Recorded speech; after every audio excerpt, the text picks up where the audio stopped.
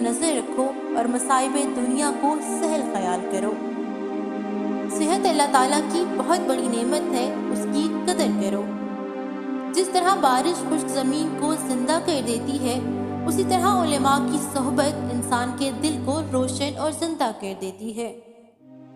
جو بات تم نہیں جانتے اسے کسی سے مت کہو، اور جو بات تم جانتے ہو اسے دوسروں سے کہنے میں ہرگز دریغ نہ کرو۔ اگر کوئی کام کسی کے سپرد کرنا چاہتے ہو تو کسی دانا کے سپرد کرو، اور اگر دانا میسر نہ ہو تو خود کرو، اور اگر خود بھی نہ کر سکو تو اسے ترک کر دو۔ کام نہ کرنا محتاجی لاتا ہے، اور محتاجی دین کو تنگ، عقل کو ضعیف اور مروت کو زائل کر دیتی ہے۔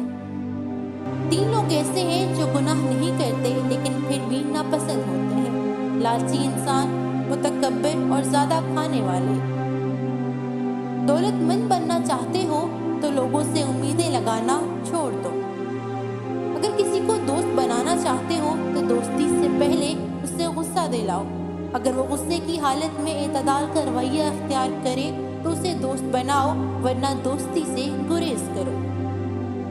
نیکی اس شخص سے کرو جو اس کا اہل ہو، اس شخص سے نیکی نہ کرو جو اس کا اہل نہیں، ورنہ دنیا میں بھی نقصان اٹھاؤ گے اور آخرت میں بھی ثواب سے محروم رہو گے۔ نیکی کا حکم دیتے وقت خود کو مت بھلاؤ۔ اگر تم نے ایسا کیا تو تمہاری مثال بھی ایسی ہوگی جیسے چراغ دوسروں کو تو روشنی فراہم کرتا ہے لیکن خود مسلسل جلتا رہتا ہے۔ دشمن 3 قسم کے ہوتے ہیں: ایک وہ شخص جو آپ کا دشمن ہے، دوسرا وہ شخص جو آپ کے دوست کا دشمن ہے، اور تیسرا وہ شخص جو آپ کے دشمن کا دوست ہے۔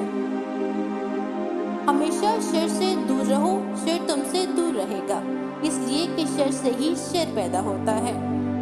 برے آدمی کو کبھی اپنا رفیق مت بناؤ۔ حکیم لقمان سے پوچھا گیا کہ سب سے بڑا عالم کون ہے؟ جواب دیا کہ وہ شخص جو دوسروں کے علم کے ذریعے اپنے علم میں اضافہ کرتا ہے۔ مردوں کو کبھی بھی برے الفاظ سے مت یاد کرو۔